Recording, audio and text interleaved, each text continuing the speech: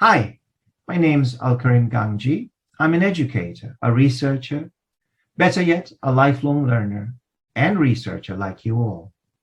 Let me first thank you for the honor to speak to you all at this forum of Physics of Living Systems Teacher Network at the world's most prestigious institution. I am truly humbled. Before I begin, let me give you a short background so you can understand at the end of this talk where I come from and why I am raising this awareness. This is a reflective talk. I've been teaching undergraduate physics at Queens College of the City University of New York in the evenings, and during the day, I teach AP Physics C, AP Physics 1, and Regents Physics at an outstanding public high school here in Long Island, Herricks High School in New Hyde Park, New York. In the past, I've also taught the old AP Physics B. My humble high school physics teaching experience started at the Bronx High School of Science, followed by teaching physics to underprivileged students, also in the suburbs. The teaching experience all surmounts to 3 decades. My passion, like all of you, is centered around the joy of learning. At the college level, I've been teaching various levels of undergraduate physics courses, but there is one course personal to me, a course I developed along with my late mentor, Professor Mark Miksic, over 25 years ago. We designed a conceptual physics course primarily for pre-service elementary teachers, which has now become a requirement by the elementary education department in order to enter the Masters of Arts in Teaching Childhood Education. This college course for teachers, along with my experience with my high school students, has allowed me to understand the mindset of students and probe deeper into the fear of learning a subject we all consider to be a fundamental science. The fear to understand what they consider to be rather difficult and abstract, combined with the beautiful language of mathematics, prevents many to embrace and grasp the subject matter with confidence. This fear, or the shortcoming of understanding the beauty of science and mathematics, is observed at all levels and sadly stems from the students' past experiences during their primary years of education. I do not wish to blame nor point fingers at educators nor the students. I'd rather question the failure of the education system. A system that places values on grades earned on high-stake examinations, where the focus and training to succeed is based on learning how to take exams rather than to truly evaluate what the student really understands, or to measure one's imagination and creativity to seeing things at a deeper level. Are our students mindful of what they are learning? Or are they mechanically going through motions and mastering the art of passing exams? Therefore, my talk to this group of dedicated, experienced, and passionate physics educators will address what I consider, or what I believe, is a serious flaw in the culture of our education system. The flaw imposed by the number game, sadly promoted, as we all know it, through standardized testing, class ranking, and other external pressures imposed by personal, cultural, social, as well as socioeconomical settings, where the emphasis of obtaining or achieving high grades outweighs the emphasis and the joy of learning. In all my classes, beginning on the first day, I tell students, stop chasing grades. Instead, chase knowledge. So sit back and discover the true joy of learning. I make them a promise and ask them to do their share of work with sincerity and due diligence. And then assure them that I will do everything to pick them up and help them succeed. I don't have a magical formula to clearly see what they have understood or to assess the level of understanding, but at least I try to alleviate their fear of failing and begin to enjoy the subject matter. This in turn allows them to see the subject matter objectively and gain confidence in learning physics and mathematics in unity. What I have learned from all these years is, if learning is fun, confidence improves. And the silly numbers game imposed by society will naturally follow and allow them to experience the joy of self-worth. If we can keep our students constantly engaged during our lectures or lessons, we can achieve the ultimate learning environment. Just think of those moments we all have had when we have given perhaps an outstanding lecture or think we have given an outstanding lecture, only to realize that a handful of students actually understood only parts of the lesson. Yet most of the class stared at us in some form of acknowledgement and were sadly clueless. So where did we go wrong? Is the art of teaching and the joy of learning not in sync? Is it us? Is it them? Or is it a combination of both?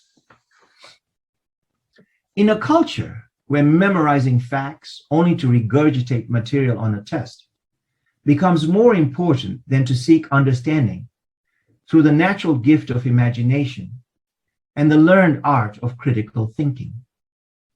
Please do not misunderstand me. Testing and assessing has a place in the world of education. But testing just to earn a high grade by rote learning is very different from earning true knowledge through grit, resilience, and perseverance. My question to you all is, how and when can we teach these values so our students can feel true success and prepare them for life? At the high school, in my AP Physics C classes, I have students grade most of their own work through a process I call learning through trial and error. It is a classroom culture I set from the very beginning. I ask them to be extra tough on grading themselves and promise to help them enjoy learning. And when you have students that are high achievers, it is not easy for them to see poor grades, and yet they laugh when they score less than 50% on a given problem. It makes them challenge themselves harder to focus on understanding the material rather than remembering or memorizing a method on how to solve a problem. As we all know, inquiry outweighs rote learning.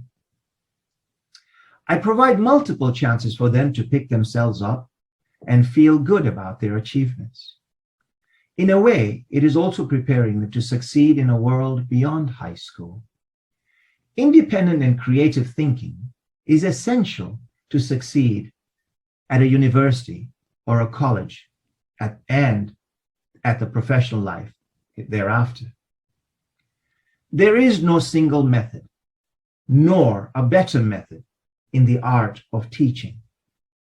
Likewise, there is no single method in the art of assessing knowledge. Teaching requires skill to understand and feel the hearts and minds of those we teach. Teaching with compassion and respect for each, individually and collectively, requires care and empathy.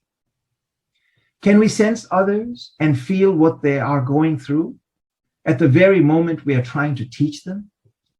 Are we mindful of the emotional and social settings of our classroom, environment, and our students? Our goal, therefore, should seek for us to allow students to experience the joy of learning for the sake of learning. So my challenge to my colleagues today is to figure out a way to encourage our students to enjoy learning without fear of failure. Can we do this collectively, and how? How can we change the culture or the societal pressures where numbers outweigh knowledge? How, I wonder? Today, As we are still navigating the nightmare of COVID, realizing the enormous impact on education and life itself, we have a greater challenge to prepare our students for a better and a promising future than we have ever realized. In conclusion, please allow me to share a quote from a Harvard graduate and someone who has shaped the very essence of all that I value and respect, and has made me the person I am today, and an educator in order to make a small difference in this world. Forgive me for reading the slide, but this quote has made me to reflect and what I need to understand the world I live in. For too long, some of our schools have taught too many subjects as subsets of dogmatic commitments. Too often, education made our students less flexible, confident to the point of arrogance that they now had all the answers, rather than more flexible, humble in their lifelong openness to new questions and new responses. An important goal of quality education is to equip each generation to participate effectively in what has been called the great conversation of our times. This means, on one hand, being unafraid of controversy, but on the other hand, it also means being sensitive to the values and outlooks of others. Karim Aga Khan.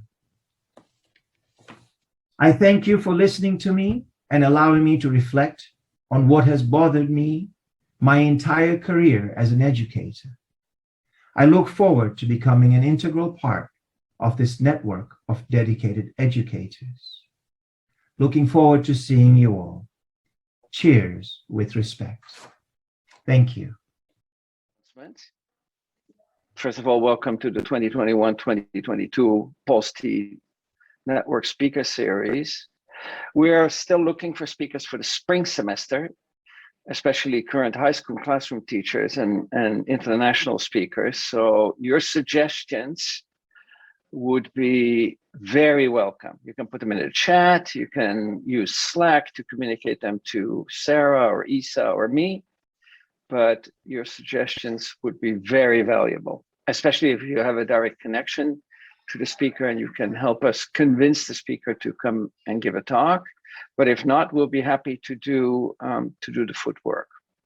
We've already lined up a couple of really exciting speakers. I'll keep that under wraps for now, but more about that in future talks.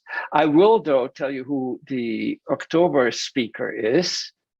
And before I announce the October speaker, I should say that that talk will be on a different day of the week and a different time, namely on Wednesday, October 27th from 4 to 5 p.m. Eastern time. We're experimenting with sort of trying something else. And probably the next talk will be back at this time, and then we'll see what it does for attendance. It's probably going to provide opportunity for people from different time zones to attend. The speaker is Catherine Garland from the Community College of Vermont, and she will be talking on cultivating a passion for physics, everyday actions for developing your students' physics identity. If you want to see previous talks that you missed, you can always go to Perusal or to the Harvard PoLS-T YouTube channel and continue to participate also, especially if you see them on Perusal, in the discussion and interact with asynchronously with a virtual audience. Today's speaker is, let me actually spotlight both the speaker and myself as we start here. I forgot that. Here we go. I'm going to add myself there. Our speaker today, and I'm very pleased to introduce him, is Al-Karim Gangji, who is an adjunct assistant professor in the physics department at Queens College of the City University of New York. And he is also a high school teacher at Herricks High School in New Hyde Park, New York. I find that really remarkable, Kareem, that you teach at both levels. When I was doing my PhD, I taught in a high school. I was working to get my certification for teach high school, but I know very few academics who bridge the two levels of education. I think that's very laudable, and we need more people like you. He has taught for almost 3 decades, both as a teacher and a teacher educator. And in addition to teaching AP Physics C at the high school, he also teaches education research at the City University of New York, focusing on transforming pre-service elementary teachers to embrace science and mathematics and prepare them as future STEM educators. We share a lot of passions. He loves he loves the outdoors and hiking, and his hobbies include stargazing, woodworking, photography, and cooking. We need to get together, Kareem, to share some of those passions. So next time that you're in Boston, let me know, and we'll get together. Thank you for also a very inspiring and motivating talk. I mean, it resonated very strongly with me. I can't thank you enough for highlighting how assessment, in a sense, is part of a hidden curriculum. To the students, the assessment is often the tails that wags the dog, and that dictates how they come to see the subject matter, and how they I should say not how they see, how they approach the subject matter. And the focus on grades obtained in high stakes exams actually creates a fear in students, as you say. So one of the people who watched your talk, I don't know if he's here, I don't see him here, Ryan Casey, had a very good point, right? I mean, how do you foster a climate where students embrace learning and are not simply focused on grade? Because that's very difficult to do unless the whole school, or actually, I should say, actually, the whole system is on board, right? If your school doesn't embrace what you're doing and de-emphasizes grades, it's very difficult to change the students' attitudes. So I would love to hear how that works at your school, both at the high school level, but perhaps also in the teacher training course you teach at the City University of New York. Sure. Good morning, everyone. Nice to meet you all. It is a big challenge. Let me share with you the high school perspective first. Yes, it is a challenge. Just about every good power high school here on Long Island, the stress is always on numbers, AP enrollment, and that's how we get, everyone gets ranked. However, what I love about my administration, my chairperson, they've given me the freedom to teach what has been working for the past 22 years that I've been at this high school. It's been working well because I try to create an environment where, they enjoy learning physics more, on a personal level. It's not just, getting prepared for the AP examination at the end, in May, but it's every single day experience of being challenged and not really stressed. Oh my goodness, I got a 50 on an examination. I just gave an exam this week and I told them, all right, look, there are 3 columns on this sheet. Your first column is your first answer choices here. Put that in. It was a multiple choice with 1 free response, just to kind of get a feel for them in the beginning of the year. And the second column is designed after I look at the first column. If they got something wrong, I just put a little highlighter on it and say, go back and take a look at it. So they get a second column look at it. If they still got it wrong, again, I highlight that, they go back. And they realize that, look, it's not like it's all or nothing, what most assessments are. It's literally, all or nothing. other than standard-based assessment that we all know. So this kind of takes away that fear from them. And I've used this even when they grade a question, and I'll walk around and I'll just look and I'll say, okay, look, you're going on the wrong path. I'll take a highlighter, just kind of write, just kind of put a line across it. I say, all right, give this another thought. Okay, and sort of really guide them so they learn rather than, dictate or preach to them. So that's really worked well at the high school. Yes, it is. I mean, I know just about all the other classes. I see the stress on the kids when they come in, having taken an AP Calc exam or something, and they're just discussing, was this the answer? Was that the answer? What was going on? And we all know that this nation we're facing with serious mental crisis. Stress is one big factor on these kids. So I don't know. I feel like tiny little changes we can make in our classrooms will really help. And that's my high school approach. On the college level, from the first day on in my conceptual physics class, as soon as they enter, I actually do, before I say anything, I give them, a science test, a math test, and a sort of a get to know you questionnaire where I tell them, please spill your guts. Tell me about your experiences with science. Tell me about your experiences with mathematics. And goodness, I have so much data that could probably generate 50 PhD candidates in this particular data. And what I've realized is that fear of being taught to pass an examination, taught that, science becomes a fact thing that they need to memorize. And that's has been a very sad case. So in order for me to alleviate their fears, I tell them from first day, I make a pinky promise.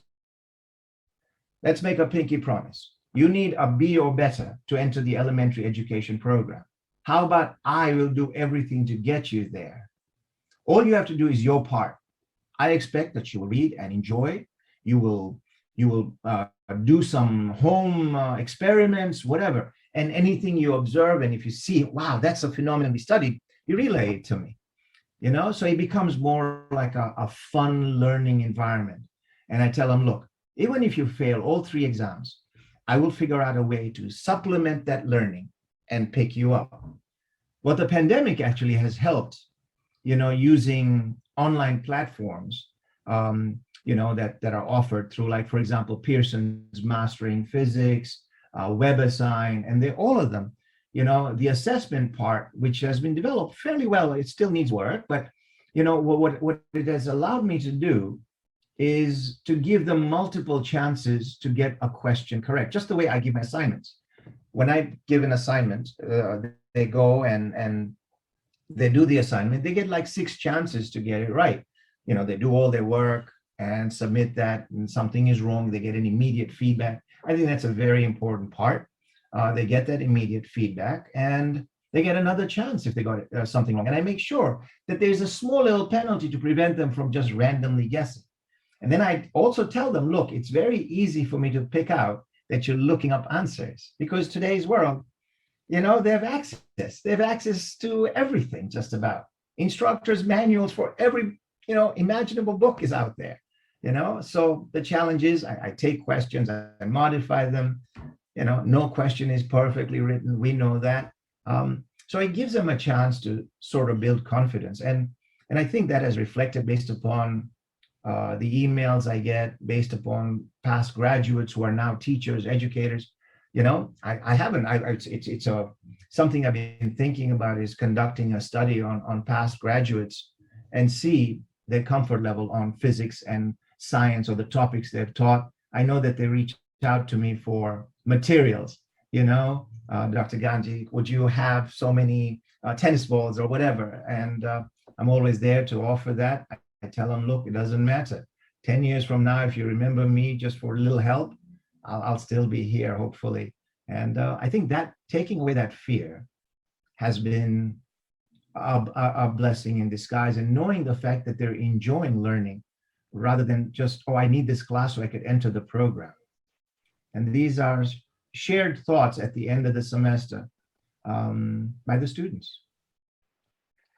I think that that is so right, and learning has to be fun.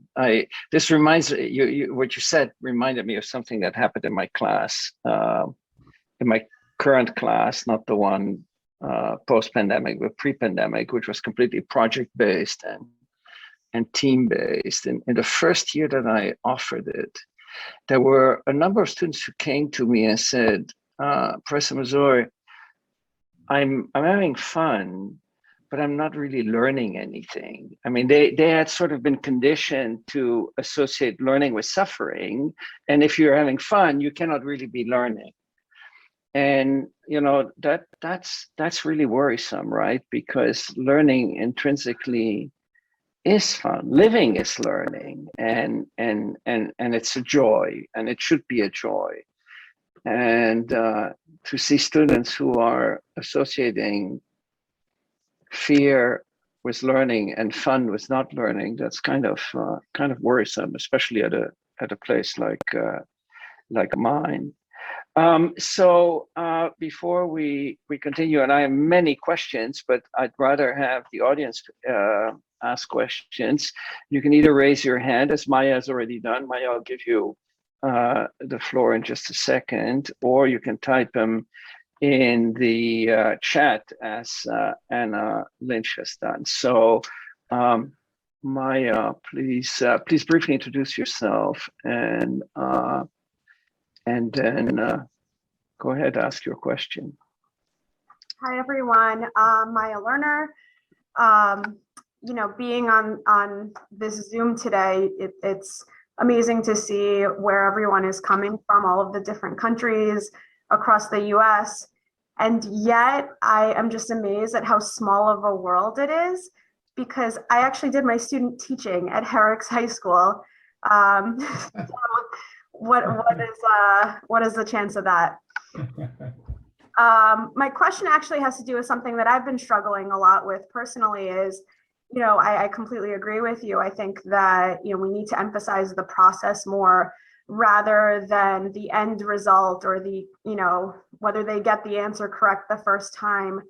And I've tried to, you know, talk to my colleagues quite a bit about it as well, in saying that, you know, I hate that what the time that they spend in, you know, 5% of the time that they spend in class ends up getting weighted 60%, 70% of their grade. And what message are we sending to students, right? We're saying, yeah, well, the process is important, your learning process is important, but really we're going to, you know, make 60 or 70% of your grade based on the 5% of time that you spend in class, and the other, you know, 95% of your, sorry, of the other 30% of your grade will be the other 95% of the time you spend in class. And I really have been struggling with that. And I've changed my own grading scheme in order to be able to emphasize the process more.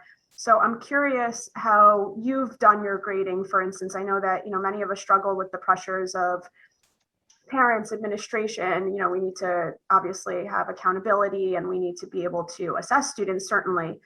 But I'm curious specifically how you've been able to put together your grading structure in order to emphasize those things. Maya, it's a great question. You're right. Assessment is an important part, but if assessment becomes a learning tool, that's extremely important. That's what I emphasize, that let every assessment, every exam you take, you have to learn from it. It's not just, do I understand it? Well, you understand it and you learn more and you challenge them. You know, I try to avoid a set grading scheme rather than tell them, look, you know, here are the number of points where I would like you to get to, based upon, you know, what we do each quarter. You say, all right, I leave it up to you. Yes, there's a certain percentage for homework. There's a certain percentage for class participation. I use a lot of clicker questions and things like that. So, you know, those percentages are based on pretty much on them getting involved. You know, let's say 60% is assessments, formative and summative. I try not to break it down. So this way I can kind of adjust to pick them up wherever I can. So this way, as you well know, that if someone is questioning, you're right, parents and anyone who questions it, here are the numbers. But those numbers are there because, you know, They don't know. I've given them multiple chances to pick themselves up. So if they get up to that level, I know that they're fine. Let's say it's a scale 0 to 400 points. I try my best for them to be above 300 by giving them material. Okay, here we go. Get points up there. Okay. It is a challenge. I wish I had a better equation. I don't. And the nice thing is, on Parents Teachers Night, I emphasize the same thing that this talk is all about. I want them to be prepared for university life ahead. I want them to become autodidacts. I want that's going to help them how to be a good learner, but also to enjoy that learning process. So I think from just this past week where we had a Parents Teachers Night, it was so nice to hear parents to see a different philosophy of teaching. And I told them, look, at the end, they'll be fine. Okay, this is, if they learn the subject, many of them want to become engineers. Recently, I've got 3 kids who are fascinated on thinking of majoring in physics. So they've been asking for books. So I've been taking some undergraduate upper level physics textbooks, and they kind of feel great going through it. A great question. I wish I could give you a proper breakdown other than to give them the freedom. And you know what I've done? At the end of the quarter, they always write a letter to me, Mr. Gangji, I know I haven't done well. I've been focused on preparing my college applications. I think I at least deserve a B for the effort I try. I'm always there in class. I'm participating. It's amazing the kind of letters they write, and I look at that and I say, I'm proud of you because you assessed yourself, very well. Okay. And I know you're worried about because your media reports need to go in. Okay. And am I the one to make it look like you're not going to get into the schools of your choice or your dreams? It is a challenge. And, unfortunately or fortunately, grading has both parts, objective and subjective. And how do you combine those? Okay. And I look at that and I look at, right, they're being objective and I want to help them to make sure they get there. So I tell them, all right, come by, here are some questions that you didn't perform well. Why don't we pick you up? And you're right, I think, yeah, if we had the time, standard-based grading would be perfect. But do we have that luxury? Aren't we always stressed because we have to get that material to them before that exam date? Yes, the challenge, Maya. I wish I could give you a clear answer other than just making them better people and assessing themselves. Most of the stuff that they do, they assess, and they come to me. I got only 10 out of 15. I said, that's very good. It's not bad at all. 10 out of 15. Okay, good. So let's put that. What did you miss? Let's take a look. Let's see if you can earn maybe half of what you lost. And it's fun. It's a lot of work. It is a lot of work. But, I'm willing to put it in because it's helping them. We became educators because we want to have the next generation of people who love science, I guess. That's how I look at it. I hope I answered your question, partly at least, Maya. I'm sorry. No, that's okay. It's a hard question. I've been looking at the standard-based grading as an avenue, but as you said, that presents challenges too when it comes to time. And I'm not the only physics teacher in my building. I work alongside several other physics teachers, so I can't choose singularly to grade completely differently than how the other teachers are. So maybe if I'm willing to do the amount of time it takes for a different kind of way of grading, if the other teachers aren't, it presents its own challenge because I can't be a lone wolf either. So it's something I'm figuring out, and I was curious to see if you had like a magic wand with an answer or something. I don't. The luxury I have, I'm the only one who teaches AP Physics C. I teach full AP Physics C. They take exams, and we also have an AP Physics C mechanics course, and the way it's separated is those kids who've already taken BC, they could into the full C. And those who are taking calc, either AB or have taken AB or they're taking BC now concurrently, they'd normally take physics mechanics. And that's, at least that's the luxury I have, that I don't have to, worry with, about that with my colleagues as far as the grading criteria. I do teach a Regents physics course, which I align with my colleagues. I try to create the same environment. And yes, it does cause a little bit of a challenge, but I do explain it to my colleagues that, look, I think this is an approach you also should kind of adopt. I know there are a couple of quite young teachers, and I'm trying to, encourage them, look, think about this. It's all about compassion and care, which is amazing that the colleagues I have working, and that seems to be their heart and soul. It's all about compassion, care. It's not just about numbers. So they give them chances to earn back points. So at least that way it works out. So, as far as that, Regents, we kind of match somewhat. Thank you. Thank you, Karim, and thank you, Maya, for that question, which actually was rattling around in my head too, right? I mean, okay, you de-emphasize grades, you try to stimulate a more intrinsic motivation to learn, but then there's that AP exam. So in the end, there's still an evaluation which is completely numerical, and it's about a number, and it is high stakes, and it doesn't really reflect the way we work, because they're cut off from everything. They even have to leave their Apple Watches behind because they might be communicating with somebody else, or even look things up. And I think that actually brings us to a question that Anna Lynch asked in the chat, and I see several people with their hands up. I'll get to you in just a second, but I wanted to address this question by Anna. Namely, assessment sort of has two sides, right? One is feedback, and the other one is the grade. The feedback is a way for the student to improve the learning. The grade is, in a sense, tells you where you stand relative to others. It's a ranking.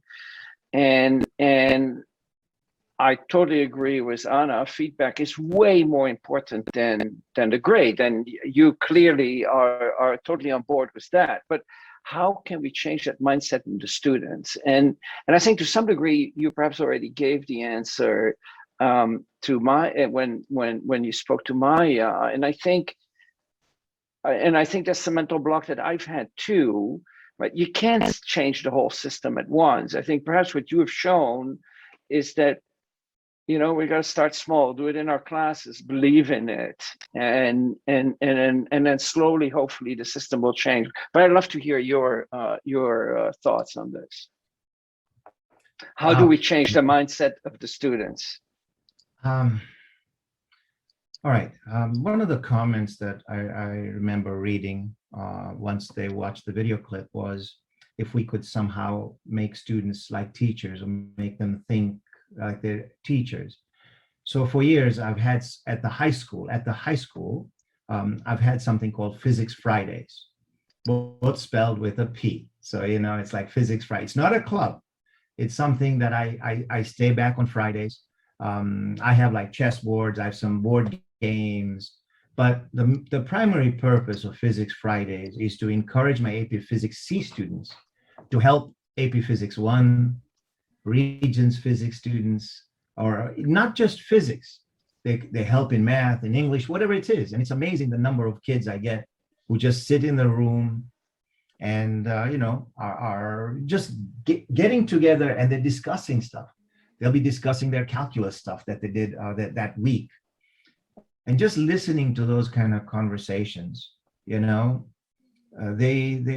helps, because now they take on a role, not only listening to those conversations, but as soon as one of the Regents kids or AP Physics 1 kids goes up, and because all the kids that I have are seniors, so now they're helping the underclassmen to succeed. And as they're teaching, they're learning. We all know that. I think we've learned most of our material as we have taught, and it's made us think better. And it encourages that thinking. Now, on the assessment part, they look at the exams that, they get back, and they go over it. And, that feedback becomes very important. Not only a feedback from our point of view, but feedback from peers. What did they do different?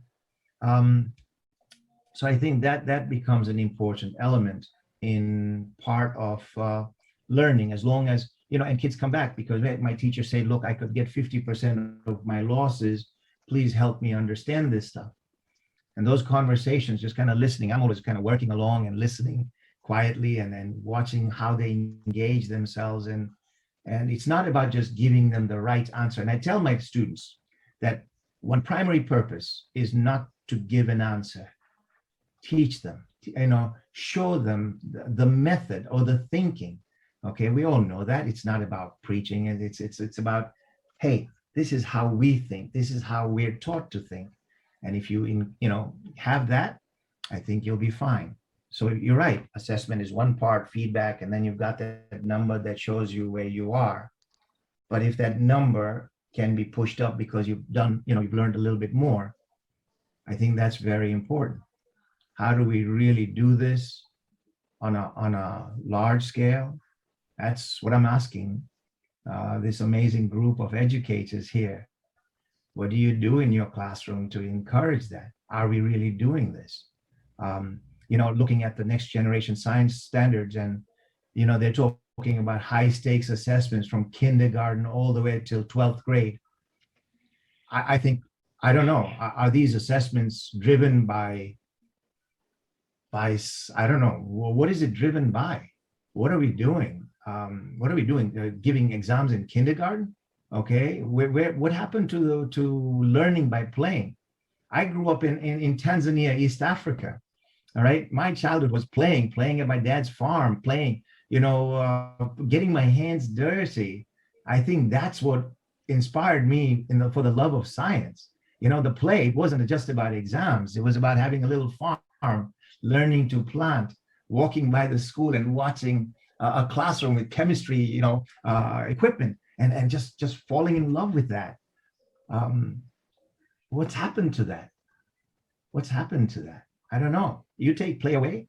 I haven't, when I ask my college students, all right, have you ever built an electromagnet? Okay, I grew up in the jungles of Africa and I did that. I had that. Okay, and here I am, the concrete jungles of New York, and you've never had someone to do these simple experiments. Okay, all right, and that's the part. I grew up what is now the capital of Tanzania, Dodoma. I just watched a little on the chat group, Dar. Okay, I was born in Dodoma, Tanzania, and luckily my parents, my father, my mother, my grandfather, they inspired that play, and I think that has taken me a long way, and I don't understand where the logic of examinations, just continuous bombardment. Just think about that. Exactly what I mentioned in my talk. Are kids really learning by taking SAT prep courses? Are they learning the material? They take AP prep courses. What are they taught? How to take the test. Are they taught content?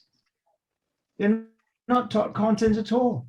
How do you take a test so you master? This section will be this, and this is what you need to think, and this is how you need to do it. Who teaches content? Who teaches them how to think? I think that's my biggest battle, biggest challenge. We've taken away the joy of the love of learning. All right. And I learned so much just by playing. I take things and I'll separate them. I'll open them up. I wasn't very good at putting them back. Thank goodness to my younger brother who was very good at that. I would open it up and then I say, all right, can you put this back together? Great. Now I know how it works, at least. It's your problem now to fix it. Thank goodness he was around. Or else, I would have had another side of my father to see, but see, that was the joy of learning. And that's what we need back again. In my AP class, that's what we do. We have fun. We joke, we laugh, and we learn. And bringing back this idea of assessment. If assessment also can be fun, I don't know how to do that. I try to make it fun.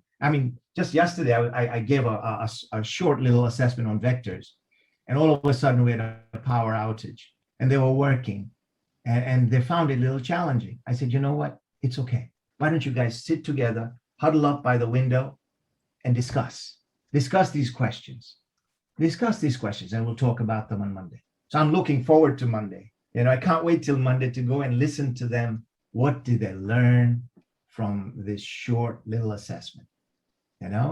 And if assessments become something that they enjoy because it's their way of saying, I've learned something because I've enjoyed learning, then I think we're there.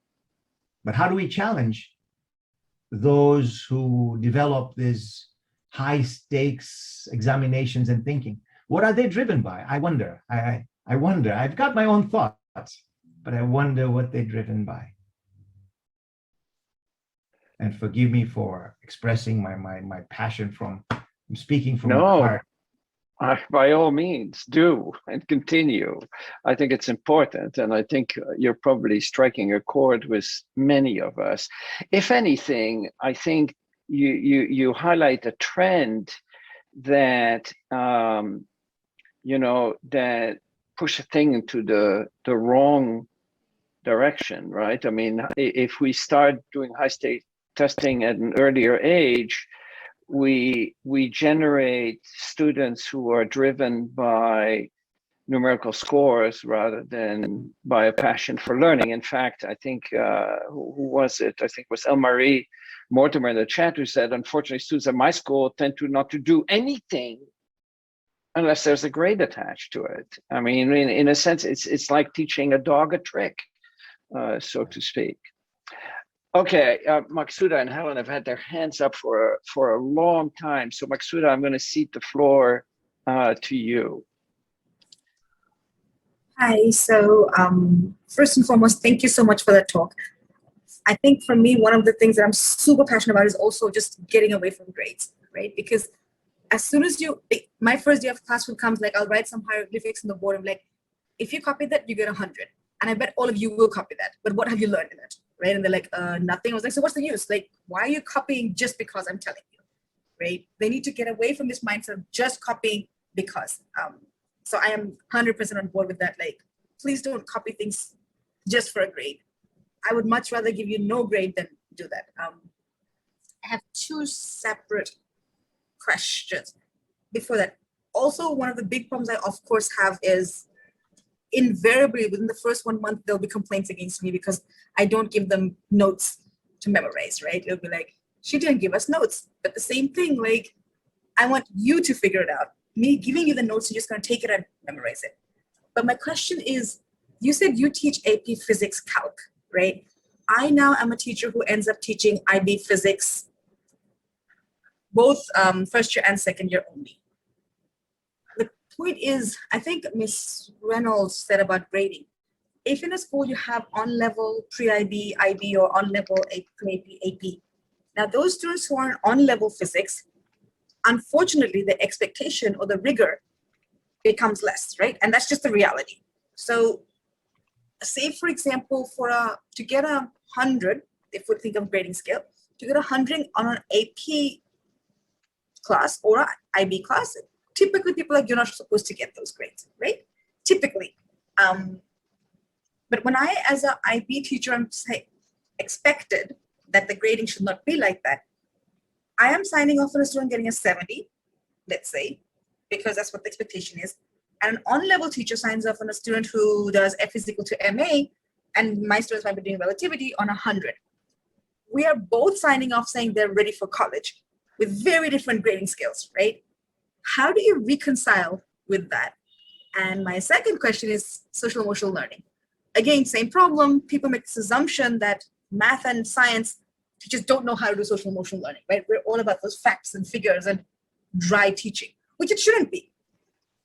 How do you make sure that you help other teachers realize if you get the social emotional learning correct, the kids will do the work anyways because they enjoy doing it, right? So how do you reconcile both of these? Wow, you asked a very nice, deep question, and things, all the questions that are coming along have been very nice and deep. I like the thought that you start the day with putting some hieroglyphic stuff. One of the things I've done with my students at the college level, the pre-service teachers, I don't know if you've heard of motylation of troxylene. It is a short little paragraph. It's called motylation of troxylene. It's a short paragraph where I ask my my students to read it and answer 4 questions. And God, they read it. I tell them it's a scientific paper. Don't worry about any terminology. You answer the questions based on reading. And every student pretty much answers it perfectly. After it's submitted, I tell them you read nonsense and you answered nonsense. That is the story of how you have been taught to learn. And from that note, I think it sets the tone that, listen, learning is not just rote memory and regurgitating nonsense. When you learn to think, that's the big part. Now, to answer your question directly, or the first part of the question, how do you distinguish between, those kids? I mean, sure, at our high school, we have the A plus, B plus, sadly, we don't have the A plus, A minus, what many universities have, A plus, A minus, and so on and so forth. But that's completely irrelevant still, because the important part is, you tell the kids. I mean, when I ask the kids and they tell me exactly where they stand, and I look at that very carefully, and it kind of, they know, believe it or not, they know exactly what they've done. If you start from day one with that culture, for them to be honest, okay, and every exam or the answer sheet, at the bottom, integrity is my honor, and they sign as they give it to me. That means they've not done this by cheating or anything else. Whatever they've done at their effort. And as the quarter comes, as it draws about a week or so before the quarter comes to an end, they, like I mentioned earlier, that they write to me, and I'll tell you that they are so tough on themselves. They literally tell me, I think I deserve a C. And it's a reflection, their reflection, and from what we have assessed. It is a challenge. It is definitely a challenge. And when you're doing, especially IB, the different levels, I'm familiar with IB, and I would never taught IB. I'd reviewed it very well, very carefully, and I like it. I know it is very much based on the European system, or the system, that we grew up back in Africa, but I was too young. I never experienced that. But yeah, it's very difficult. And, when they're going off to college, but at least you can distinguish difference between A and B, and C. And I tell them, look, if you're not doing your share, then you're heading that way. You're not doing your assignments. I ask you for something, and we get those students. All of us do. They're, for whatever reason, they're not motivated. And in one way, to answer the second part of your question, I'm very lucky. I work with many amazing teachers at the high school, and I mean amazing, that they also create a beautiful environment in their class where it encourages for them to enjoy learning process. Okay. And, because these teachers also have a very nice personal touch, when they ask a kid, hey, is everything okay? I see you look a little sad today. They pull them aside. And once you create that environment, it's amazing that kids know that, hey, look, it's not just a teacher, it's a person who cares. Now you got the social, emotional learning aspect coming into play because you have a personal touch, okay?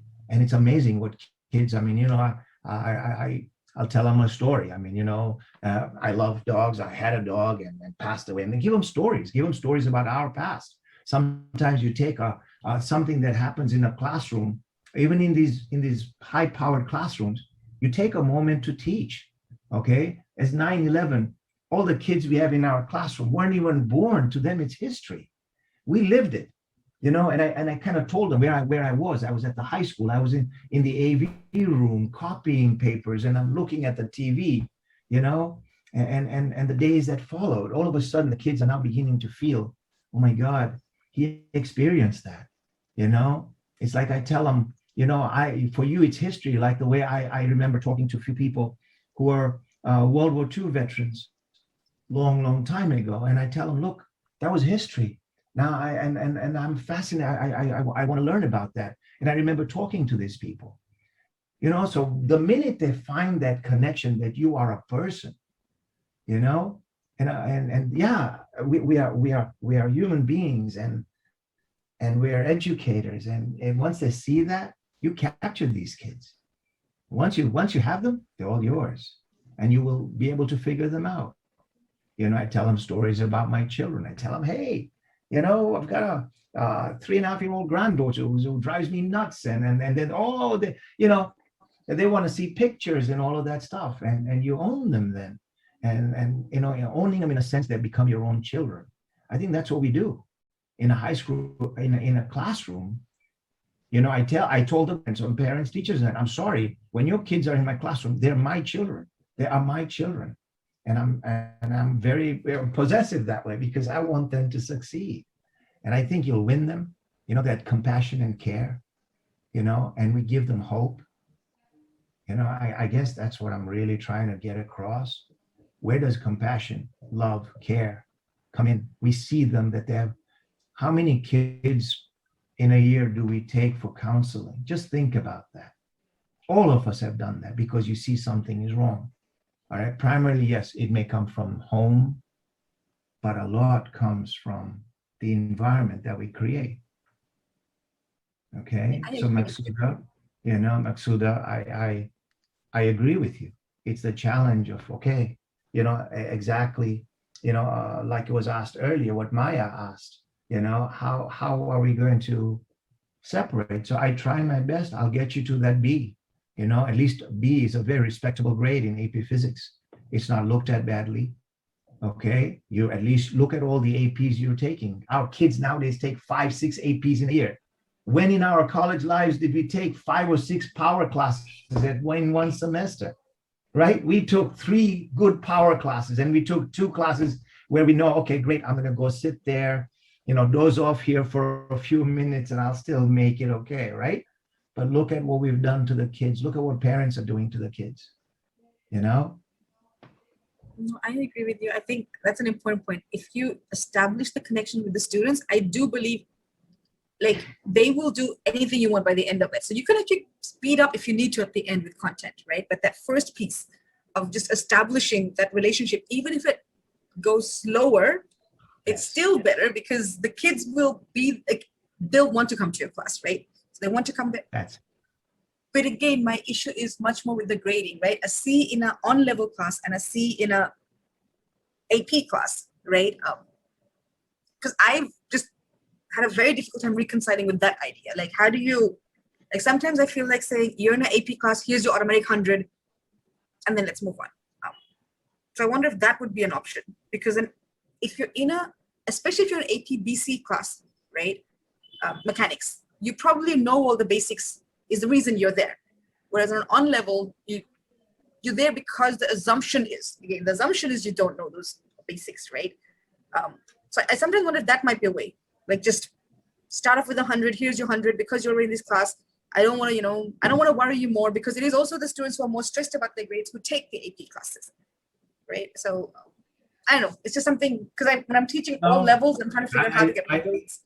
To be honest with you, I think we all struggle with that. Okay, and that's why I've tried so many different scaling systems. You go from 0 to 400 points, and if you get there, how do I get you to those points? You could start with 100, or you create a baseline for some of the high, like AP classes. All right, here's my baseline. I'm starting from 50, being my low, and then everything else you go up that scale. I've tried so many models, and to be honest with you, none of them have kind of really stood out there, and told me that, wow, this is really perfect. It's not. Okay, and I change the models, I modify them. I like the points that they build and they move up, and I know that I need to get them to 300 plus points. Here, take extra question, go work on, okay, go take a look, analyze it. Or here's a question you got wrong. Okay, I'm not giving you the answer, the one you answered on. Here's a blank one. Go home. I'm not much for busy work. I don't want the kids to go home and spend 2 hours on a homework assignment. I want them to spend 15 minutes. That's quality. That's quality 15 minutes or 30 minutes maximum, and I tell them, look, we'll do most of the work in class. We'll go through the content, and I never spoon feed them. I never answer a full question on the board. I say, all right, this is exactly how you should approach it. I guide them. It's a guided inquiry. We can't go on complete inquiry mode. We'll never finish anything. A guided inquiry mode will help them get there. And it is a real challenge. Good luck on creating models just the way I've been doing it for so many years, and none. I wish there was a standard-based grading that, immediately, okay, here, take this. And I think that we can do this on these online platforms. That's, I think, perhaps a good solution. If we can get something like this where, and I know that they do exist, but I haven't tried everything. We all have limited times where you get something wrong, and then it takes you to a question that maybe a slightly a level or two down, and they get this. Now they got the hints. And then they go back and then work on it. I think that's very important. And clicker questions, they're very, very important as well. That formative assessments as you're going through. Add that. All right. I'm just tossing ideas. I wish I had answers. I don't. Fingers crossed. So many different people left. So I'm just gonna step back now. So not only do we have an animated discussion here, I've been splitting my brain between the chat and the audio here. There's Karim, after this is over, you should definitely read through the chat, because there's a very animated parallel discussion about assessment and different things that people have done. We have 10 minutes left. We have two people who have their hands up. I'm going to give each of them the floor, and let's keep the question short, and let's keep the answer short so that we can still finish on time. So first, Helen. Let me remove myself and add Helen here, and please go ahead. Hi, I have so many questions. I will try and be brief. I could honestly ask you things for the next hour and a half. I'm from the UK, so I have quite a different perspective about high stakes, because this is high stakes, but so is high stakes testing in the UK. So it's really tricky. So my classroom is 100% corrections, 100% of the time. It's all about the learning. It's not about the grade. And it's interesting talking to parents. I've just had a parent-teacher conference this week, and I've had absolutely total agreement. This is the way to go. From the kids, obviously, total agreement. This is the way to go. They realize that you remove the fear. You've mentioned fear a lot. You remove the fear if you take that away. But you also said that you mentioned this to other teachers, and so do I. And what I notice, and I don't know if it's just because of my accent, that they actually look at me really weirdly, like, what? 100%? And then they challenge me. But what about the real world? What about, there's all these other things that kind of get in the way of like what this is actually about, which is learning. And so what do we say when we are trying to communicate this? Because we cannot do it from a national level. I've realized that in the US, that doesn't work. It does in the UK, works a treat. So we have to do it from the ground up. How do we do that?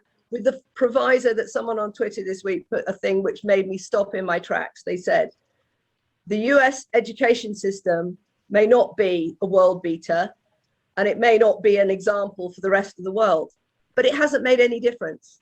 The US is still an incredibly strong country with an incredibly strong economy and everything else, and everybody's very happy and everything else. So maybe it doesn't matter. So what do we say to other teachers to help to persuade them to approach the grading in a different way? The answer is simple.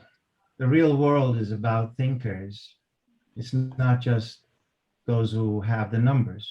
I think that would be a perfect answer. What is the real world when they question you?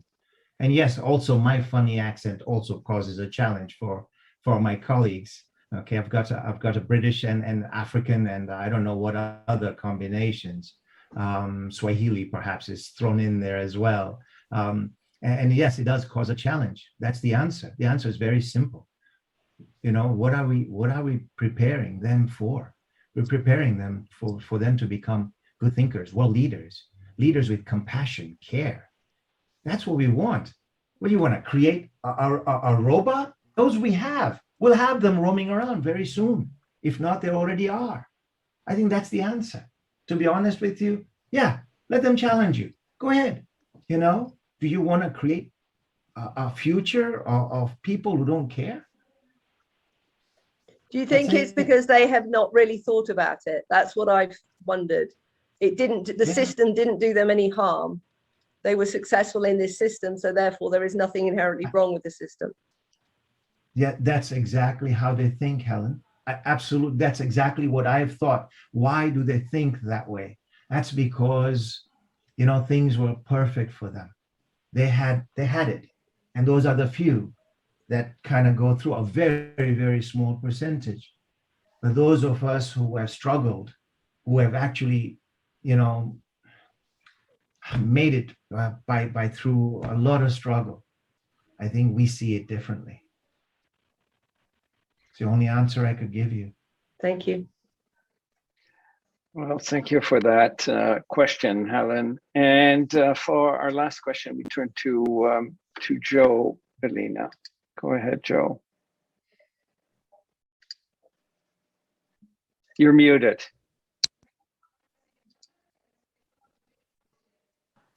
How about now? Good.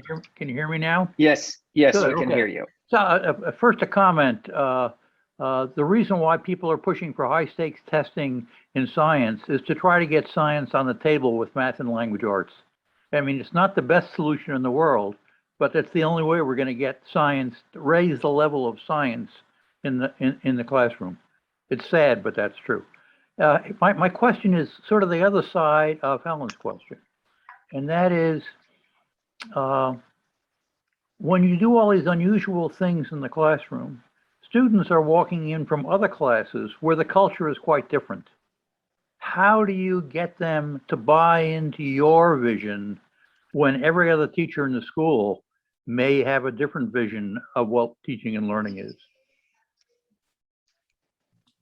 I don't want them to buy into it. I want them to come into my classroom looking forward to coming into my classroom. And that's one thing I can clearly see, that they get there and they're ready. They'll grab the books, and if they're working on a problem set, you know, I try not to. I tell them, look, there are many modes of learning. Life is about learning different ways. There is no one way, okay, to be taught, to learn. Only thing that's important is you come into my classroom. It's a different environment. It's an environment where you're not, you know, you're not feeling that pressure.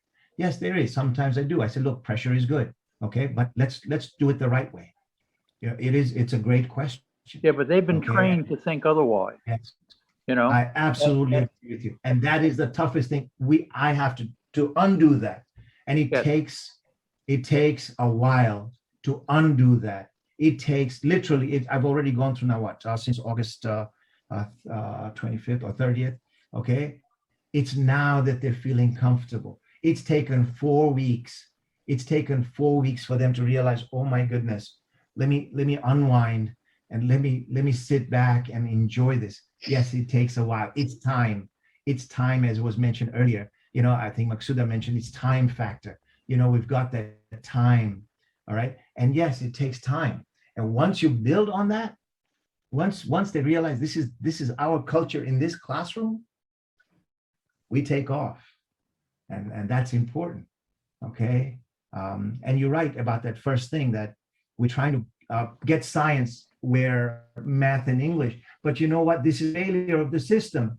Why can't we have in math, give them problems that are sort of science-based? Why can't we have in English, in a history class, the history of science, which is so rich? Why can't we have a paragraph about science and bring in science so that we could love that? The answer is not just high stakes exams, but we can be at the same platform. We are, because math, just learning math without true meaning, I don't know, it's very difficult. Applied mathematics theoretical mathematics is beautiful, but Yeah. applied mathematics, they Just actually a- see it, right? Just a comment for Helen. In England, there are a number of very active math learning sites that you could use as a model for what to do in physics. That's really cool. Yeah, and also we have, I think what you were talking about is the diagnostic testing where they do a question and then it tells if they get it wrong, it takes them back 2 levels and then Yeah. they build up again. There's lots of those kind of sites in the UK as well. Actually, there's some of that in physics too. Eric, I'm trying to think of his name in Oregon. Name escapes me now, but he's got a thing called Diagnoser, which you can look up online, and it does the same sort of thing in physics. Well, thank you, Helen and Joseph, for adding this to the discussion. Unfortunately, the clock just struck 12, and one of the things we do in this speaker series is that we keep to time. Karim, I think one thing that you have sort of emphasized here to all of us, which is very important, and I think even though, as I told you when we met just before this talk, that everything you say resonates very deeply, and I'm totally 100% on board with you. But the one message actually that you reinforce, which I think is a very important one for all of us, is that there's no way to fix the system, right away completely. I mean, it is every little piece hold each other in place. The AP examination, state standards, admissions to college, you name it, right? I mean, we're all just completely addicted to simple and often meaningless numerical metrics. However, I think we all can do our little bit and have a huge impact on our students. And hopefully by all doing our little bit, we will slowly move this system, which has an inertia that is, built up over 1,000 years, so to speak, to change direction. And we may change the nature of assessment and get rid of grades, which actually were, the history of grading and scoring and ranking students is only about, between, I think, 150 and 200 years old. So education is a lot older than that. So maybe we can go back to assessment that is purely focused on feedback.